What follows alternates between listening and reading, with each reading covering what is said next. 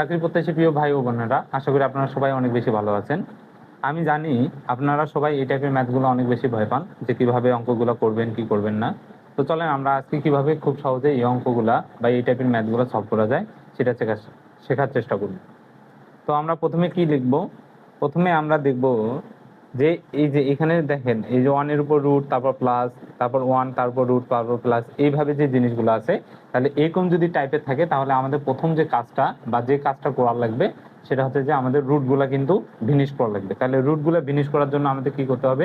Square করতে হবে, মানে বর্গ করতে হবে। এই জিনিসটা যদি মাথায় রাখেন তাহলে এই টাইপের ম্যাথগুলা খুব সহজে কিন্তু সলভ করা যায়।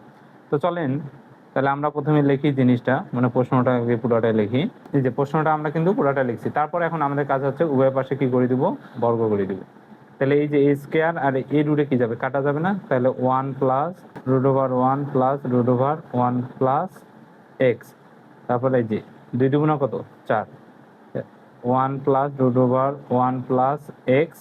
এই প্লাস 1টা এই পাশে যদি আসে তাহলে -1 যাবে, 4 - 1 মানে কত? 3। তারপর আবার আমরা উভয় পাশে কি করে দেবো? স্কয়ার করে দেবো। তাহলে এই যে স্কয়ার রুটে কি যাবে? কাটা। তাহলে 1 plus root over 1 plus x, 3 3 9 root over 1 plus x 9। এই 1টা এই পাশে আসে -1 হয়ে যাবে। তাহলে 9 থেকে 1 বাদ দিলে কত? 8। আবার আমাদের স্কয়ার করতে হবে, কারণ রুট রাখা যাবে না। তাহলে 8 8 কত?